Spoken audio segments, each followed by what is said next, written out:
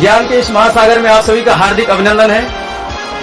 मैं राजेंद्र कुमार प्रजापति शुरू करने जा रहा हूं ज्ञानदार, जानदार और धनदार इस अद्भुत खेल को कौन बनेगा सैकड़ापति। आप सभी का हार्दिक अभिनंदन है। आज जैसा कि आप सबको पता है, हमने इस क्षेत्र के विकास के लिए, बच्चों के विकास के लिए स्पेशली एक नया कार्यक्रम शुरू किया है, कौन बनेगा सैकड़ापति। आज उस कार्यक्रम का ये दूसरा एपिसोड प्रसारित किया जाएगा। इसके लिए दो बच्चे सेलेक्ट किए गए हैं, रूबी त्यागी और सचिन कुशवाहा। इन दोनों का आप लोग तालियां बजाकर स्वागत करेंगे।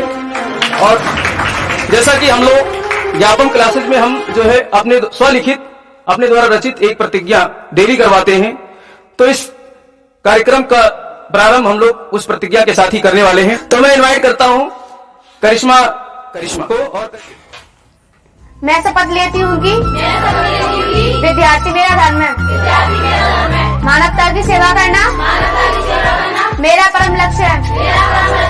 राष्ट्र की उन्नति में मैं सदा तत्पर रहूंगी। अपने कर्तव्य मार्ग पर आगे बढ़ते हुए एक स्वच्छ, सुंदर तथा भ्रष्टाचार मुक्त मैं भारत का निर्माण करूंगी। जय हिंद। तो आज की सेकंड एपिसोड के लिए अपने कंटेस्टेंट अर्थात खिलाड़ियों को मैं बुलाना चाहूंगा। पहली खिलाड़ी हमारी रूबी त्यागी, जो कि बीएससी सेकंड ईयर की छात्रा है। आप लोग तालियां बजाकर उनका स्वागत करिए। आज भी शाम आप लोगों के साथ में हमारे साथ कौन बनेगा सैकड़ापति के शो पर खेलेंगे। इन लोगों का आप लोग तालियां बजा करके हार्दिक अभिनंदन। कैसा लग रहा है आपको कार्ड शीट पर बैठते हुए आज? अच्छा लग रहा है। अच्छा लग रहा है। तो इससे पहले शुरू करें, इससे पहले आज हम एक सूचना देना चाहेंगे। हमारे इस खेल के लिए आज स्पॉन्सरशिप किया है इसी कॉलेज के हमारे शिक्षक ब्रजेश कुमार यादव जी ने। तो आप लोग उनका तालियां बजा करके हार्दिक अभिनंदन कीजिए। आज हमारे सहयोगी कैमरामैन सतीश जी का भी आप तालियां बजा करके स्वागत कीजिए। और जीवन में क्या करना चाहती हैं बीएससी से करके? सर आईएएस ऑफिसर बनना है। गुड, बहुत अच्छा। आप लोग स्वागत कीजिए। अच्छी सोच है। तो एक अच्छी सोच के साथ में अगर किसी चीज को पाने की चाहत शिद्दत से की जाए तो उसे मिलाने के लिए सारी कायनात जुट जाती है। तो इसी के साथ हम लोग शुरू करते हैं आज का ये एपिसोड, दूसरा एपिसोड, कौन बनेगा सैकड़ापति। कंप्यूटर महोदय, आज का पहला प्रश्न रूबी त्यागी के लिए डाला जाए। तो रूबी त्यागी जी, आपके लिए पहला प्रश्न ये रहा। हिंदी मुहावरा 9-2-11 हो जाना से क्या तात्पर्य है? 9-2-11 हो जाना, ये हिंदी का मुहावरा है। आपके ऑप्शन रहे ए, पहला ऑप्शन गणित का सवाल हल करना, दूसरा ऑप्शन भाग जाना, तीसरा ऑप्शन धोखा देना, चौथा ऑप्शन बकवास करना। ऑप्शन बी भाग जाना। ऑप्शन बी भाग जाना लॉक किया जाए। कंप्यूटर महाराज, ऑप्शन बी भाग जाना को लॉक किया जाए। बिल्कुल सही जवाब, ऑप्शन बी भाग जाना। आपके सामने दूसरा सवाल ए रहा। इतिहास के इस व्यक्ति को पहचाने। आपको कंप्यूटर जी एक व्यक्ति दिखाएंगे, उनको आपको पहचान करके ऑप्शन रखेंगे, फिर बताना है आपको। कंप्यूटर जी स्क्रीन पे दिखाया जाए। हाँ, तो पहचान करके बताइए ये किन की तस्वीर है। Option A Jawaharlal Nehru, option B Pattabhi Sitaramayya, option C Subhash Chandra Bose, option D Jayaprakash Narayanan. तो किसके साथ जाना चाहेंगी? ये किसकी तस्वीर है? Option C. Option C Subhash Chandra Bose. बहुत सही जवाब, ऑप्शन सी सुभाष। जैसा कि आपने बताया कि आप आईएएस ऑफिसर बनना चाहती हैं, तो आईएएस ऑफिसर बनने के लिए आप कहां तक तैयार हैं वर्तमान समय में? टारगेट तो पूरा है, ऑफिशियली थोड़ा सा कम है, बट मेंटली और फिजिकली मैं प्रिपेयर हूँ। मेंटली और फिजिकली प्रिपेयर। थोड़ा तेज बोला करिए, हमारे कंप्यूटर महोदय स्लो कम सुन पाते हैं। थोड़ा सा और आगे आ जाइए नीचे साइड में। फिजिकली और मेंटली तैयार है। देखिए, मानसिक रूप से जो व्यक्ति स्ट्रांग है, तैयार है, उसको तो लक्ष्य मिलना ही मिलना है। बिल्कुल निश्चित है। आप जरूर जो है, अगर अभी से लक्ष्य आपका क्लियर है, आप बीएससी सेकंड ईयर की छात्रा है जैसा कि आपने बताया, तो आप अभी से लक्ष्य क्लियर करके और इस लक्ष्य पर आप काम करना चाहेंगी तो निश्चित लक्ष्य मिलेगा। घर से कितना सपोर्ट मिलता है आपको पढ़ाई में? Full support. फुल सपोर्ट मिल रहा है। मैं तो चाहूंगा गार्जियन से भी, जो भी दर्शक और इनके गार्जियन देख रहे हैं इस खेल को, तो ये बच्ची मैं पढ़ाता हूं, मुझे पता है बहुत अच्छी है पढ़ने में, और गार्जियन से मैं सब चाहूंगा इनके लिए कि फुल सपोर्ट मिले, बच्ची को कभी भी दिक्कत नहीं आए। क्योंकि देखिए, मैं जिस परिस्थितियों से गुजरा हूं, मैं भी ग्रामीण क्षेत्र से रहा हूं, बचपन में शादी हो गई, ये खुला मंच है, खैर बताना नहीं चाहिए लेकिन बता रहा हूं। तो मैंने बहुत कुछ झेला है, इसलिए मैं चाहता हूं कि ऐसे और बच्चों के साथ ना हो।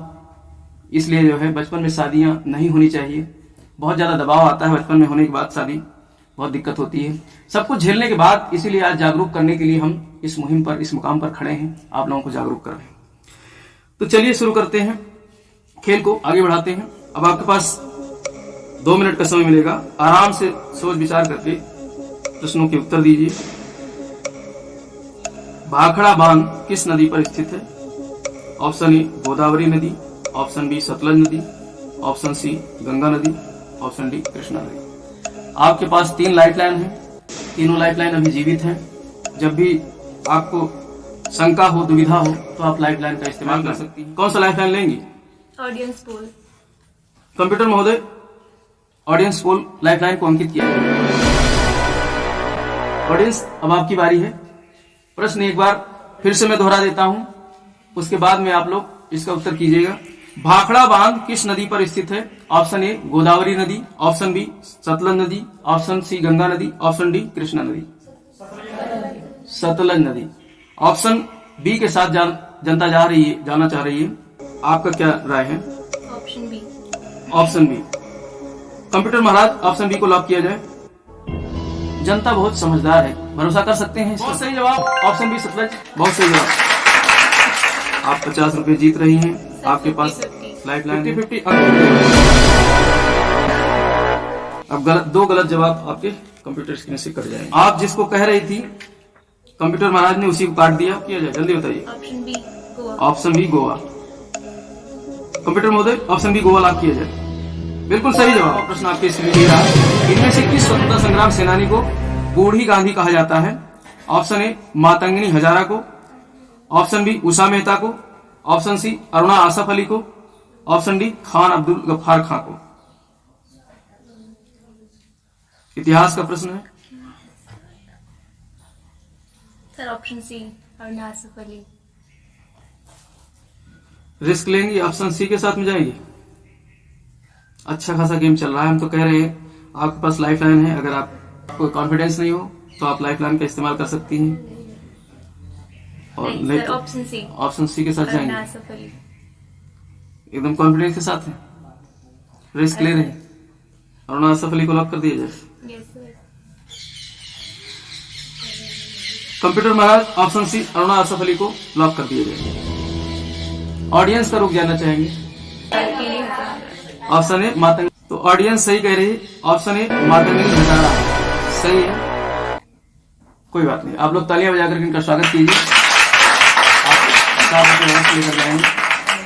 देखिए, इसीलिए हम कहते हैं ऑडियंस से, और जो भी यहाँ पर खिलाड़ी आते हैं, जब 3 लाइफलाइन मिला है तो उनका उपयोग करना चाहिए। हो सकता है आपका साथी जिसका भी आपने नंबर दिया है वो सही बता जाए। और जो है मुझे बड़ा अफसोस हो रहा है कि आपको जो है इस गेम को छोड़ना पड़ेगा, कार्ड सीट को आपको छोड़ना पड़ेगा।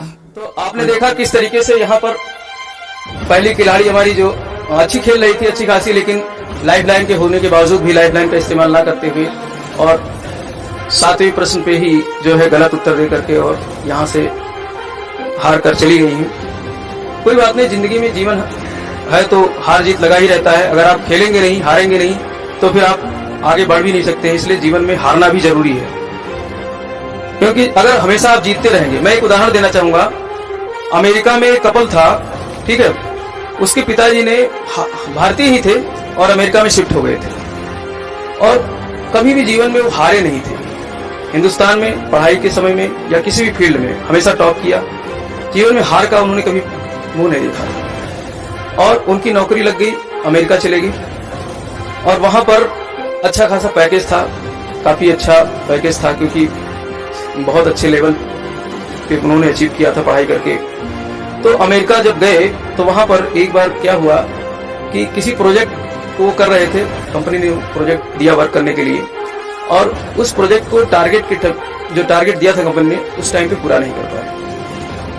तो उस दंपति के साथ क्या हुआ कि अपने बच्चों के साथ में उन्होंने सभी लोगों ने मिलकर सुसाइड कर लिया। ये मुद्दा बना था, मीडिया में भी आया था, हिंदुस्तान में भी चिंगारी आई थी। तो उससे हमने एक शिक्षा ली थी कि जिंदगी में किसी न किसी पायदान पर असफल होना भी जरूरी है। अगर आप सफल होते रहोगे जिंदगी में और कोई बड़ी असफलता अगर आपके हाथ लगेगी तो आप टूट जाओगे अंदर से, जैसा कि उस दंपत्ति ने उठाया था कदम, तो वैसा किसी के साथ भी हो सकता है। इसलिए असफल होना प्रकृति का नियम है। असफल नहीं होगी तो सफल कैसे होगी?